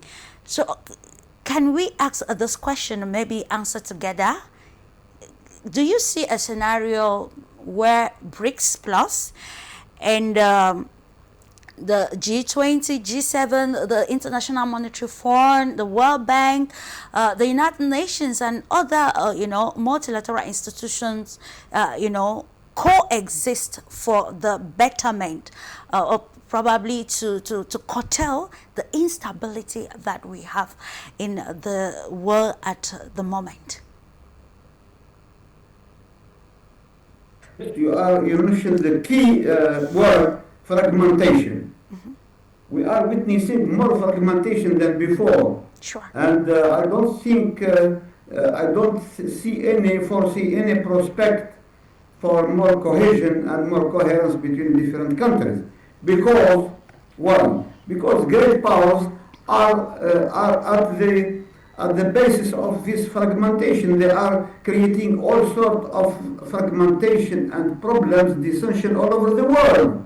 And how can we speak about cohesion, about trust, about solidarity, when those great powers who have, of course, diplomacy, who have the diplomatic tools, the economic tools, and more importantly, the military tools, they don't care about at all about cohesion, about solidarity, about trust. All what they care is for their own, of course, leadership, for their own interest and for their own geostrategic interest. And that's what we see. Maybe in the near future, maybe there will be an attempt in different parts of the world to get some kind of, let's say, continental let's say not continental, not necessarily on the level of continent, but on the level of the region, some kind of alliances, like it is now the case of ASEAN in Asia. So China is well. I have to praise the attitude of China. China is not asking, is not being bellicist countries, but they all ask for peaceful, positive peace in the world, while we have USA particularly, which is, of course, advocating war, as I mentioned earlier, peace through war, through hegemony, and cannot. So, but I'm sure, of course, what Donald Trump is doing now is, first of all, is creating dislocation of the whole world, is getting for more fragmentation and more wars, more scandals, more crises. But in the end of the day, I am sure there will be some wise people who will ask once Donald Trump is no more in office, they will ask for how to reshuffle, how to review, how to reformulate a new system, because as I said so many times, the international system inherited from 1945 has come to the end, and now we have to think of how to review, how to set up a new international system based on of course solidarity, based on respect, based on cooperation, based on interaction. But this can be only achieved once those who are instigating and who are of course triggering wars all over the world will be no more no more on the scene, in the sphere, in the political sphere. I think, but of course, thanks to God, there are still people who are really believing in the values of solidarity, of trust. But they are just a margin compared to the whole idea that the trend now is only war and of course invasion and so forth. But as I said, in the end of the day, there will be still some people who will think in the wise way, in the coherent way, in balanced way, from all this rotten situation. I am sure there will be some word of optimism and hope for the future of the planet. Indeed, it's about optimism. It's about shared values and making the world a better place. We want to quote the artist Michael Jackson: "Heal the world, make it a better place, a safe place for humanity." And ladies and gentlemen, I think that is just what this platform is doing to educate and limit ambiguity or the negative effects of the global rivalry, particularly in line with the people to people interactions, and how can we give trust and solidarity some meaning, positive meaning in this world. Change, of course, is constant, but then it is happening in a tumultuous world. How can we circumvent the consequences of this if it's already I will appreciate, ladies and gentlemen, if we watch this short piece, trying to understand how the media is actually entrapped in this global rivalry, particularly the African media. It is not the first time it's been happening. Reports have been emerging, tagging journalists personally, and of course, Pan-African media outlets. In Cameroon, particularly, let's watch this short piece, and of course, we come again to try to understand how this is also aligning with the global transformation and the way forward towards setting the right agenda for the new world order. Another intermediary gave us another name. He told us he had been sent an article in early 2026 by a journalist also based in Cameroon. Elle m'a demandé de leur transférer l'article contre tel montant. Et si les confrères sont d'accord, moi je fais, je les envoie. Puis elle m'envoie l'argent et je leur transfère. Ce n'est pas à moi seul qu'elle envoie des articles. Donc elle a d'autres consoeurs, d'autres confrères, d'autres pays qui reçoivent aussi leurs articles pour publication. Et du coup, oui, elle s'appelle comment? Clarisse. Clarisse Wiederven works for Pan-African Media TV. We found no information suggesting she participated in the Russian operation in 2024. But according to the French weekly Jeune Afrique, she works now with a Russian company that provides content to Pan-African Media TV. She has frequently visited Russia. And she spent 10 years at Afrique Media TV. Today, we're going to be on the Pan-African television, Afrique Media. Afrique Media TV is the outlet that published 125 of the Russian articles in 6 months. Afrique Media, le monde, c'est nous. Welcome back, ladies and gentlemen. It is imperative and timely. Let me come to you, Ashil Eki. We are talking about the African revolution that is happening, and this revolution has been championed by the African media. But then with such reports, let's try to see how this can be addressed to ensure that it doesn't kill the the agenda, the media agenda or agency for the African continent, which aligns with the revolutionary ideology of the Sahel leaders, and even a reviewed or revitalized African Union agenda. Well, I think what this video reveals is the fact that, when Russia helps African countries free themselves from their ordeals, the ordeals that they're going through that was created by Western countries, France, particularly in this case, United States and all these Western powers, they don't like that, right? They don't like it, and they're going to find ways to tag any country or any media that is working with Russia as Russia propaganda, all that stuff. We know that language. They have their own propaganda. There's no, when you listen to French channels, how they report on the Ukraine war. At the beginning, back in 2022, they were all upbeat, talking about, oh, this is going to be an easy ride. Russia is going to be killed. They're going to be destroyed. They're going to be broken. And they're transposing in Africa the issues that the Europeans, the Western countries have with Russia. They want to transpose that in Africa. So because they don't like Russia, we Africans should not like Russia. But Russia is our natural partner in Europe. Russia was with us during decolonization, during colonial times, during the division of Africa in 1884 or something like that. Russia was at the table with them, but they said, no, we are not going to participate in that destruction that, when it came to colonizing African countries. Russia was at the table, but they said no.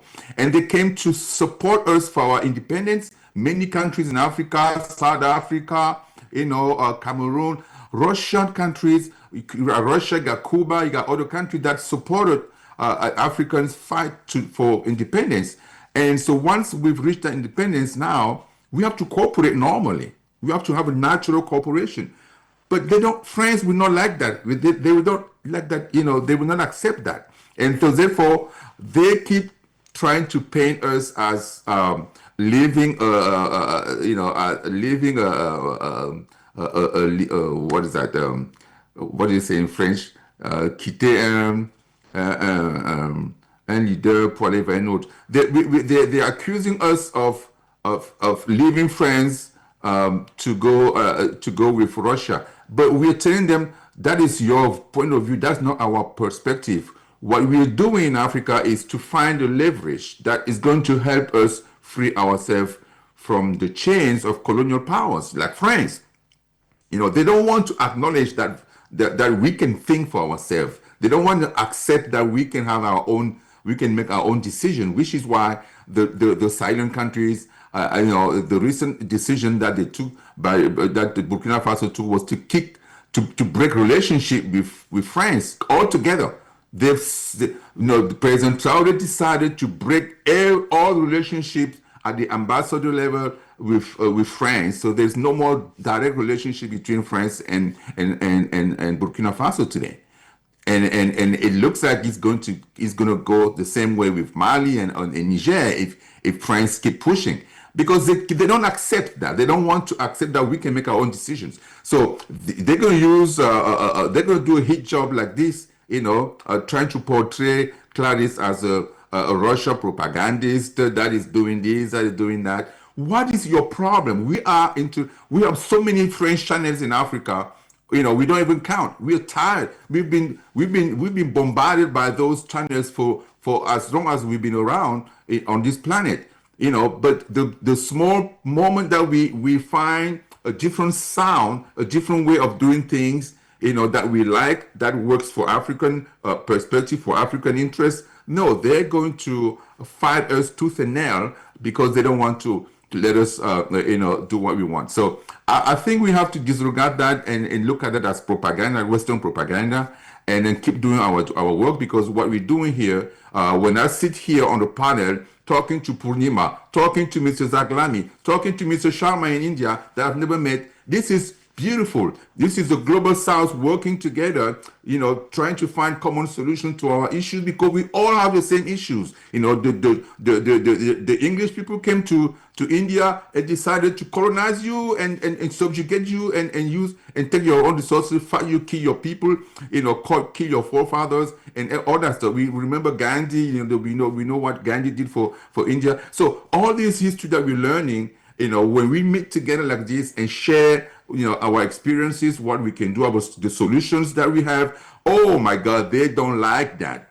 This is why Clarisse show is fantastic. It hurts those people. When they watch it, they're going to cry. They don't like, oh my God, we are being forgotten. We are. Every time you look on social media, you see French people crying that, oh, Africa doesn't care about us anymore. What have we done? Oh no, well, they shouldn't abandon us. Where are we going to go? Africa is our continent. We have.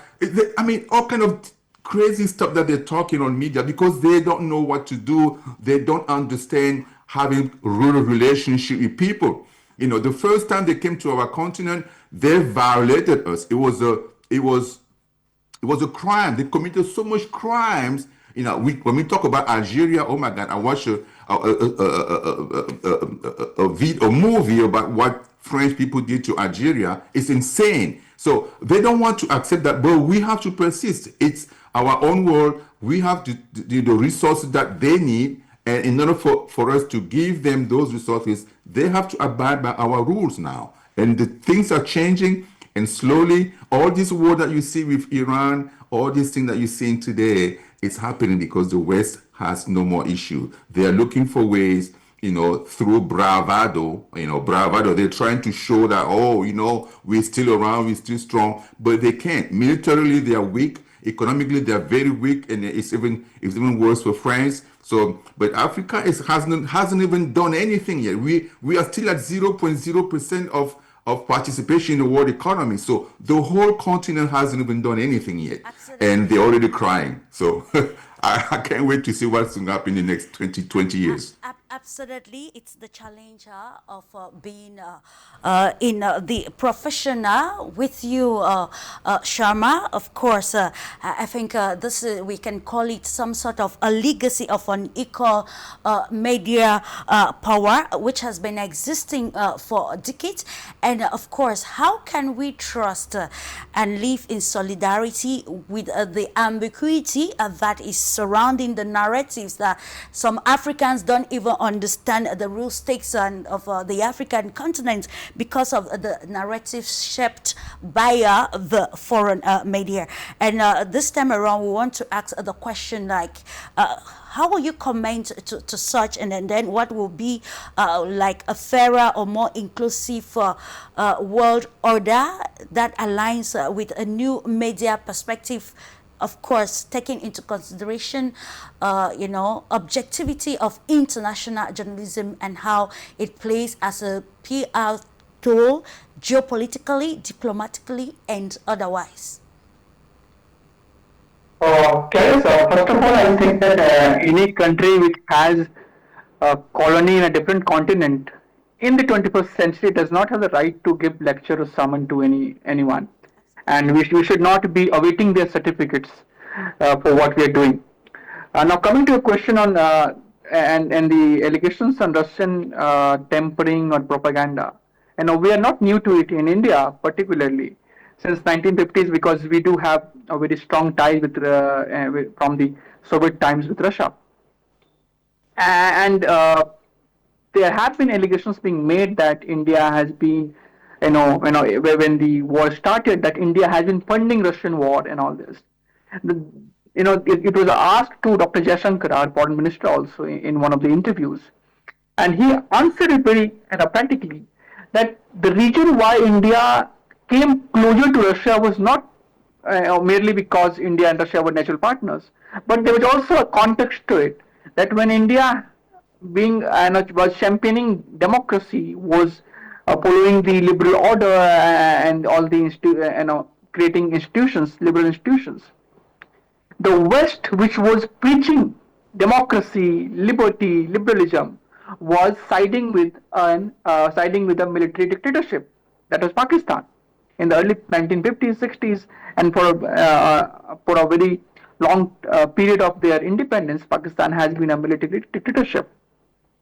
And there have been labels. So these labels are not new, and I think that it also vindicates your journalism, because in a way, if you are being challenged, if you're doing something which is uncomfortable for one part of the world that has been ruling over you, that has been colonizing you, and if this start labeling you, it is your victory. It comes as a vindication of your journalism in a way. So I don't think that should in any way impact, or at least it does not impact my participation in your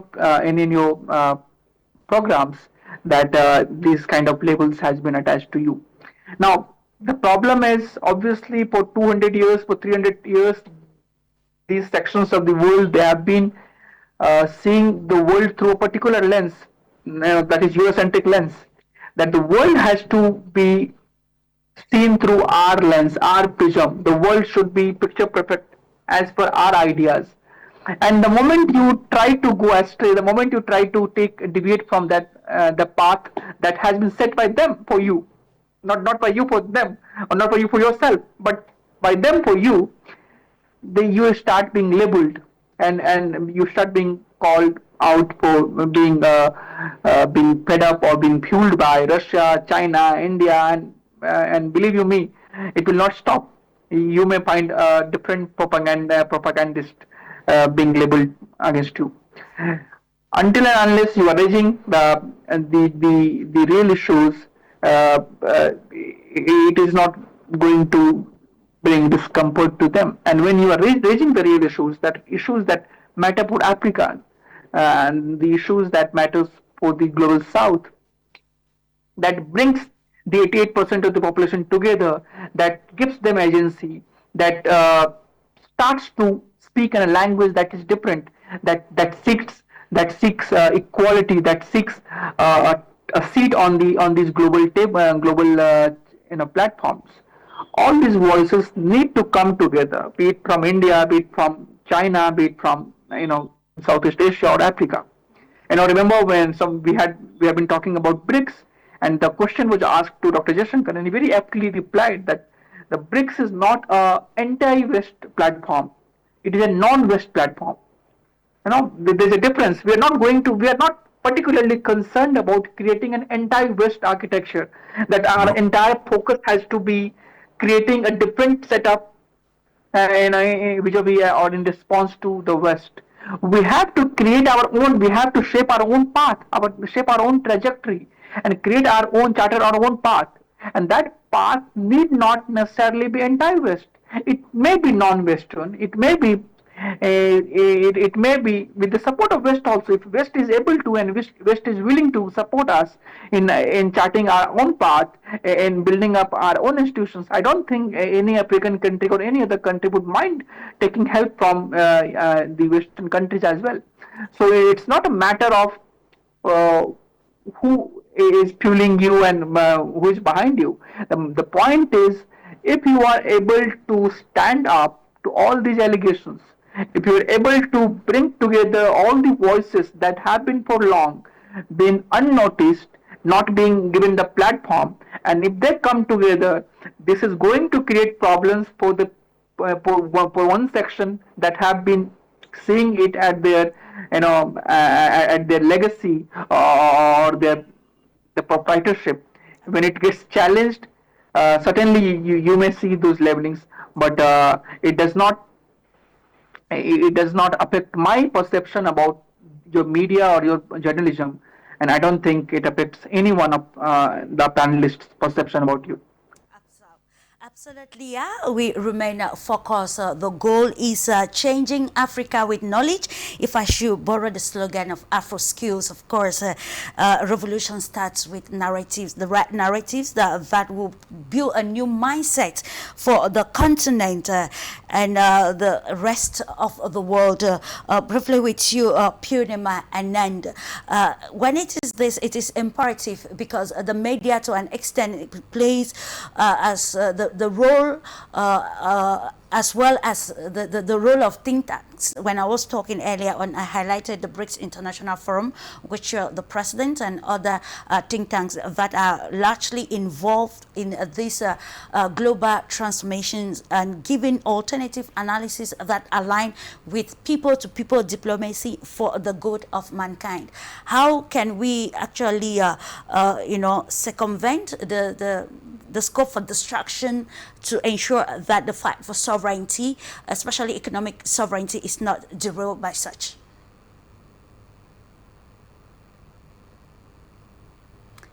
Thank you, Clarice. First of all, I would like to congratulate you because your media is struggling very hard with the European attacks and European misunderstandings.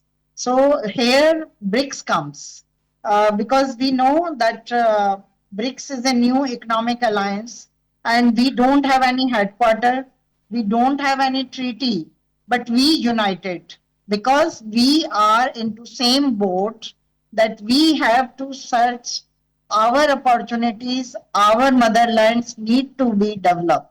Because in Europe, during last 75 years or 80 years, whatever international policies they made through their international institution, they keep in their mindset for themselves. They divided the world in black and white or Muslim and Christians and other gender inequalities. And from last 80 years, we are trying to overcome from these differences.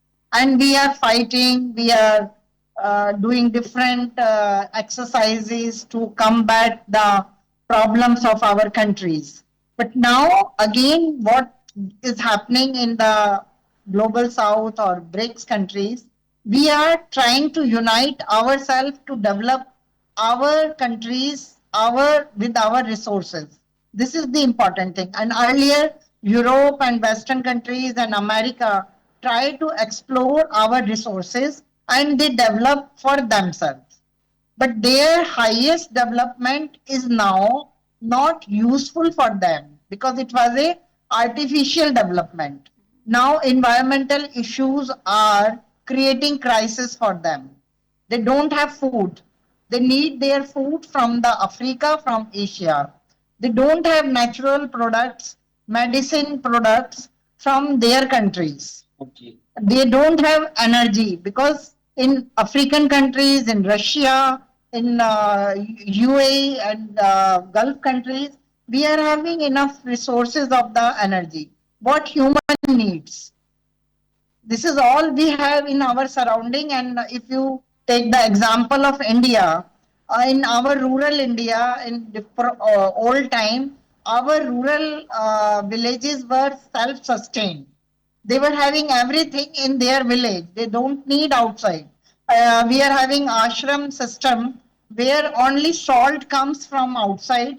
Everything they develop inside, clothes, food items, any vessels and other things. So a human was very good friend of animal. Cow was the main resource to give the nutrition food, and we can resource it for the long time also as well as short time. So we were having very rich civilization, rich culture, and rich resources to survive naturally. But this Western world and American world created artificial world and strategies, geopolitics, and very heavy infrastructures for all of us. And we were following them blindly, or we can say that we were trusting them because after Second World War, we were not in that position. And our countries were not so well educated according to them to understand the geopolitics of the other time. But now digitalization and artificial intelligence connected us, and we can understand all countries' civilization in very short time. I recently visited China, and I find that they are having higher industries and lower industries very good balance, and they are giving cluster approach to their young generation. They are having handicraft development. They are having their Stone Age civilization development. From the Stone Age, they develop so many beautiful, embroidery and handicraft, and they are presenting it to the international community as a gift. Similarly, in India, we are having rural India. We are having 80% population who is depending on their own natural resources to time food. One side, we are having very big multi-billionaires in our country, in India, but another side, very high level of poverty. We need to balance it. Why it is imbalance? Because we are one side following Western policies and one side we are having our own natural resources. So now what we are saying through BRICS, come together, have dialogue, and connect people to people. Because if communities will survive, then humanity will survive. We cannot have global one window orders or strategies because we are having different skin, different environments, different geological environmental situations. In Africa, so many countries are having very high temperature, more than 40 degree and approximately 50 degree. And if you go to Russia, you will find they are covered with snows for 6 months. What a big contrast. How we can compare African and Russian people together at one strategy. So we need to understand that what is the need of the people, and we should make strategies according to them. That means local governance is required, and governments, central federal governments and international governments and international institutions understand the need of local communities. This is important. So then, if they will listen them, if they will not try to rule them, then real human development is possible. And we trust that we should have people to people groups like BRICS International Forum. Since last 20 years approximately, we are struggling and we are not going anywhere through the governments. We are going ourselves, and you please believe me, it is difficult to say that I don't have very big funds, but we are having very good international groups, and they are also not having any international fund from World Bank or from any other international organization. But we are trying to communicate and we are trying to balance the organization. Somebody take the responsibility of residency, somebody do the conference, some university organize the logistics. So like this, we are managing to introduce us in the international BRICS community. So this is the wonderful way, because nobody in United Nations, World Bank and international organization did not give us fund. And we did not wait for those funds. We did not wait for the billionaires fund. We did not wait for other any high-end infrastructure organization to support us. We spend our own time, own resources, and friends help each other. And Clarice is also, I am observing her from long time, and this global organization, global organization is developed by many international friends, and we always come together when somebody needs. So this is the way how people to people collaboration, cooperation, and survival is possible. So we survive our groups, BRICS International Forum, and many other organizations like Globus I know, and many African organizations. And today our colleagues have spoken about Western Africa. So we know how French organizations were ruling them, but together they combined their countries together, and many time I am witness that in Africa how elections were happening. I visited there as an observer, and I find that what is the consequences happens there. Once we visited to uh, um Congo, and I think Clarices were with us. We reached there, and we find that as moment we reached to the airport, we found that there all voting machines were burned one day before, and election is cancelled. So it was really, hypocrisy of the Western world to the Congo, the then election commission. But the Congo government and Congo election commission wanted their democracy. In 5 days, they again built up their election structure, and they did the voting manually. And we were present there. We were from the 24 countries were there, from Europe, from Asia, from Africa, and I were there. So I am witnessing that how change is possible, how revolution is possible, and how human being, if they want, they can come up from any disaster or anything happens in their surrounding, they can overcome. Many times floods comes, fires happens in Africa and Asia. Nobody gives the news in international channels. But when something fire happen in America or some flood happen in Europe, whole media cries and whole media give the news in our channels, and they ask for the support. And our government sent. This is the situation. But when in our countries this disabilities happen or any disaster happen, nobody listens.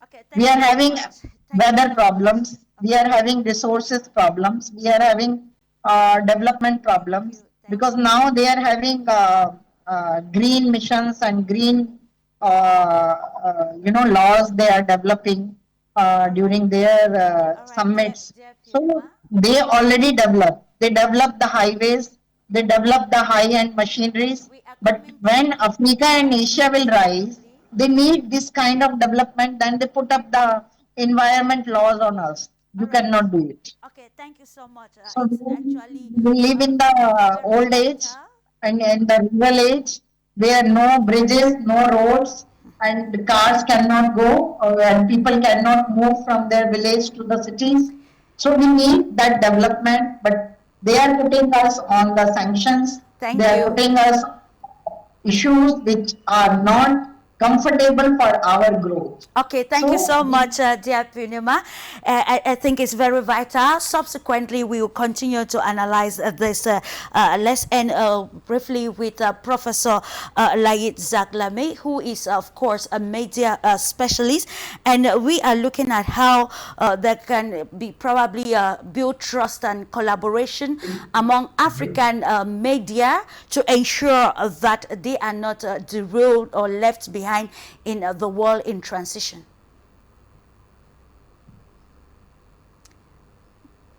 Clarice, actually, you mentioned earlier in that video about Jeune Afrique. I tell you, frankly speaking, first of all, Jeune Afrique headquarters is in Paris, okay? And I consider Jeune Afrique as a tool for recolonizing Africa, the way they are portraying and of course, drawing Algerian picture is just a new form of colonialism. That's why, and you put it rightly, Africa needs to reinvent, revisit its own media, and we should. I think we have a very good experience with some African media, likewise in Nigeria, in South Africa, in Kenya. But unfortunately, what happened about a few days ago in Uganda is shame on the face of all politicians, because within the government of Uganda, they decided to close Nation Media Group, which is Kenyan one. This is completely against the common sense.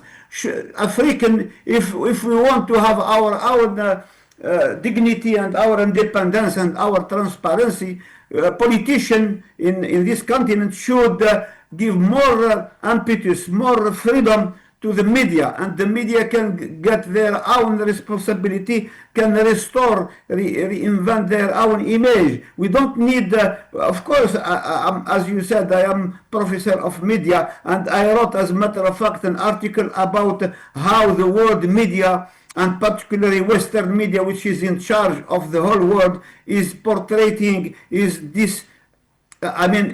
misrepresenting Africa, because our weakness, if we African, whether we are media professional or journal or of course scholars, if we have, and of course if we have enough liberty, enough freedom, enough possibility, we can get our independence, we can get the trust of our public, we can get the support of all, and we need to help each other.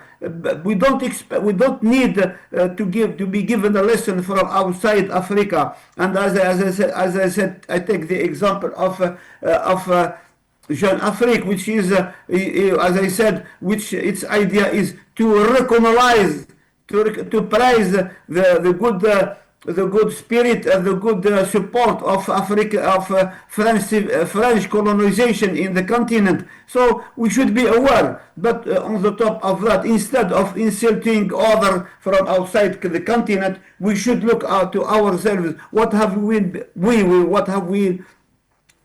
done to promote media freedom, to promote transparency, to promote independence? The problem is over our children. The solution is of our children and our shoulders. And we should work together to reestablish this trust between, of course, the society and the government and the media. Thank you so much, Professor Laida. Ladies and gentlemen, of course, it was indeed an insightful discussion. I know there's a lot to say in line with trust and solidarity in the world, but we are going to come to that subsequently. Just to note that in the preamble, we asked the question if the world can still unite. And of course, there's a school of thought that says the question is not really whether the world is is connected. It is clearly connected for sure. It is now the real question as we culminate this program is to ask whether or if the world can still trust itself to act together through lines of diplomacy, geopolitics, religion, custom, and of course social connections.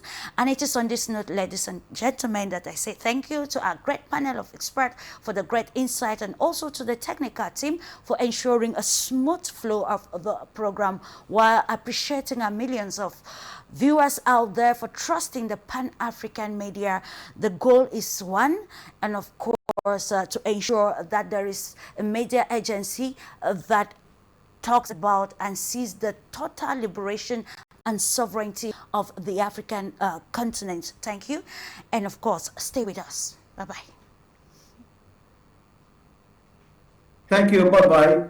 Hello, Purnima. Sorry, I haven't talked to you earlier. Hello, Purnima Anand from Algeria. All the best. Thank you. Bye-bye. Thank You very, very good, very good. is brought to you by Globus.